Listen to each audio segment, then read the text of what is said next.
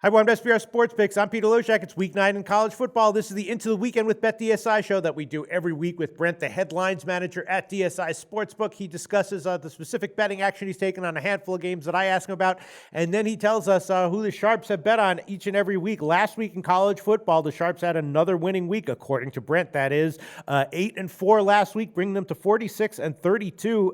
ATS on the year in this show. That's almost 60%. Brent, the Sharps are making a little bit of coin this year, right?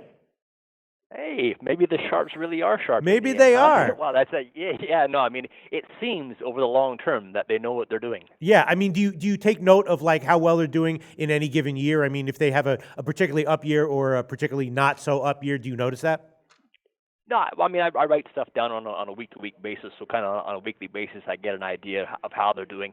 I mean, it's not easy to get on quote unquote the list as we've established it, Peter. But so I mean, the guys that have made the list, the 10 or so accounts that we do look at and talk about each week, they're guys who have proven through and through that they're gonna win long term. It's kind of good for us too in terms of this form because a guy can have a really good week and another guy can have a really bad week, and for us it evens out. When the Sharps all do well, the show goes quite well. Of course, it's not often where you're going to get a lot of Sharps tanking week after week, so to speak. So it's good in terms of like the basket of goods. You get a real good kind of evening out the highs and lows, and then long term, I mean, 60% is real strong, obviously, but kind of to be expected. Yeah. All right. Brent from BetDSI, thanks so much, as always, for doing this show. It's very, very popular. Our viewers really appreciate it. I know I do myself. And the first game I want to ask you about is a classic game that I'm happy to get to ask you about, Louisville and Virginia, right? Louisville opened as a massive road favorite against Virginia, and it's gotten bet way up. It opened, the first line I saw was 27.5. Now I'm seeing like 33 market wide, and that's a massive move there. I'm assuming that a move like that, even with as much public action as you can take, a move like that couldn't happen without sharp action. Or is that not the case? Yeah, I mean, you got to give us a little credit though, Peter, because we're getting closer with Louisville. We're still not there. Yeah, but, I mean, right. We're gradually going higher. I mean, we talked about a week or 2 weeks ago where it was like 23.5 and closing at 32.5. Now we have a situation where we got hit from the sharp action. The first sharp book bet we took was minus 28. Right now we are at 32.5. It's good for us in that we at least established the kind of like the number where we're getting some money back, and 32.5 was that. Now 32.5 wasn't a guy who's like particularly sharp. Long term, more of a numbers play, perhaps, but at least it gives an idea of, okay, that's what it's going to take to work. Now, yes, we took that hit plus 32.5 on Virginia from what we'll call a respectable account, and we're still at 32.5 simply because we got so much volume the other way and dollar volume as well. Looking at the actual number of wagers I've taken on this game, it's almost twice as many on Louisville. The dollar figure is a little bit higher than that as well on Louisville. So I mean, the sharper action definitely on Louisville. Like I said, it was a max bet from a respectable guy who came back the other way on Virginia. So it took us going from 28 all the way to 32.5 to kind of find the right number, but lo and behold, here we are. The total, we're sitting at 70.5. Again, no surprise that I've got more bets on the over, almost a 4-1 count on the over, but nothing sharp involved on the total. But on the side, Louisville minus 28 was sharp. Yeah, that was a list guy, minus 28. Absolutely. All right. Wow. Okay. And then the next team that I always like to ask you about, because it's kind of a similar profile, is Michigan. You tend to get, you're in danger every week of getting one-way action on Michigan. Sharps coming in early and the public piling all over them. Maybe that happened again this week because, again, I saw 21 as an opening line. Now it's up to 24.5 market wide, and that's a pretty significant move. And I'm sure if there'd been any Michigan State sharp action, it would have dipped down below 24. But I haven't seen that. 24.5 right now. What can you tell us about Michigan State? Yeah, we've got Michigan at Michigan State. We're still sitting at 24.5. I've got actually, in terms of the actual, dollar volume, I've got decent action both ways. I definitely have more action on Michigan, but I've taken a couple bigger bets on Michigan State. Now, those aren't guys who are on the list, those guys who aren't particularly sharp or whatever, but guys who will fire max bets, and we took kind of like little nibbles at 21 and 21.5, so we didn't get hit too bad. Like I said, we took a couple of big bets back on Michigan State at the 24.5, but again, it's a case where, I'm getting more bets from the public on Michigan, which is no surprise, so I can kind of ride this one out the way it is as of right now. Total, we're sitting at 52.5. Again, no surprise, I've got more bets on the over, but nothing sharp involved on the total either. But, the action that we took early on Michigan driving the number up was just kind of nibbles at 21.5, bumping it up to where we are now at 24.5.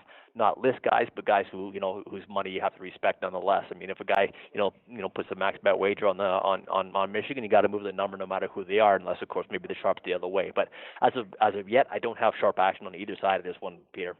All right, that's kind of interesting. I'm not sure what to make of that betting profile. Maybe that means that Michigan State is maybe the side at 24.5. We'll see where this line moves. The next game I want to ask you about, the big game. Everyone's discussing it, Clemson and Florida State. Clemson opened at 3. Now it's up to 4 market wide. I'm assuming that Clemson's getting the majority of the public action. Sharp action on Florida State, maybe. I don't know. What can you tell us? Yeah, the wager count, as you indicated, is about 3-1 in favor of Clemson. So I'm definitely getting a lot of action on Clemson, a lot of public action on them as well. A guy who kind of usually hits the opening number quite strong did hit Clemson -3, kind of a pseudo sharp guy, we'll call it, but a guy who's more really good at opening numbers and getting the moves and stuff like that. He'll do okay long term, but he's not he's not a list guy as of yet. He just because of the way he plays him. But that play did come on Clemson -3. We're up to 4 -115 right now. As I mentioned, my wager count is almost 3-1 favoring Clemson. So I've got pretty decent two-way action. I've got some nibbles back. I mean, we had gone all the way up to 5 on this one, where we got money back on Florida State at 5 and 4.5, sitting at 4 -15 right now. So Clemson, the road favorite, -4 -115. Again, respectable money on Clemson at the -3, but not a list guy per se. Total action sitting at 59.5, and just decent two-way action on the total so far. All right, 3 interesting games. The only sharp action we've identified so far was early sharp action on Louisville, which, again, I would have guessed just based on the line movement that we saw. What else can you tell us about notable action from around college football week 9? Brent from BetDSI. We've got I'd say a lot of sharp action. I would say this week. We're going to start off from going in terms of. I'm going to try and stick to rotation numbers, but I might be all over the map. Maryland at Indiana. We've got that line right now. Indiana at home, -3.5, -105. The drop there came from sharp action on Maryland, the road dog. The sharps came in on Maryland +4.5, -105. Dropping down to Kansas State and Iowa State, I have sharp action there on the total. We're sitting at 51 right now, and the sharp action I took on this one was the under 54. Again, as is normally the case, I've got almost twice as many wagers on the over, but still we've dropped the number, a full 3 points based on that sharp action. Going down to Miami, Florida at Notre Dame. Another totals play this week is the under in that one as well, under 61. We're sitting at 58. Again, no surprise, wager count favors the over for sure, almost like 2-1 in that case, but I've got more money on the under, that being the sharp action that we took earlier. Wyoming +14.5. They're playing at home to Boise State. Wyoming actually, they kind of they don't inspire a whole lot of confidence, and you kind of always think of them as a terrible team, but they haven't been terrible this year, it seems, and they are 5-2, hosting 7-0 Boise State. But Wyoming +14.5 was sharp. Below that game is Kentucky at Missouri. I have Kentucky getting sharp action at Missouri. The action there came in at +6 -05. That line's dropped down to 5 and 5.5. Got some nibbles back on Missouri that popped the number back up to 5.5, but Kentucky +6 was sharp. UNLV is at San Jose State. Big move there was from the 1.5 on UNLV as the road favorite all the way up to 3 -115. So I've got a lot of one-way action there on UNLV, and that was sharp action there. Going back up a little bit, Baylor and Texas. This is never a good situation for us when you got sharps and the public all going the same way, and that's typical with a Baylor-Texas game going over. So I got sharp action on the over 68, took another sharp bet on the over 70, and we're up to 73.5 in this game. This is Baylor as a 3.5-point favorite at Texas. Lines, like I said, 73.5 right now. 2 different sharps came in on this one, Peter, over 68.5 and over 70, and my wager count on the over is almost like 7-1. So that's a real big count. Again, you kind of expect the public to be betting the over, and they are in this case as well.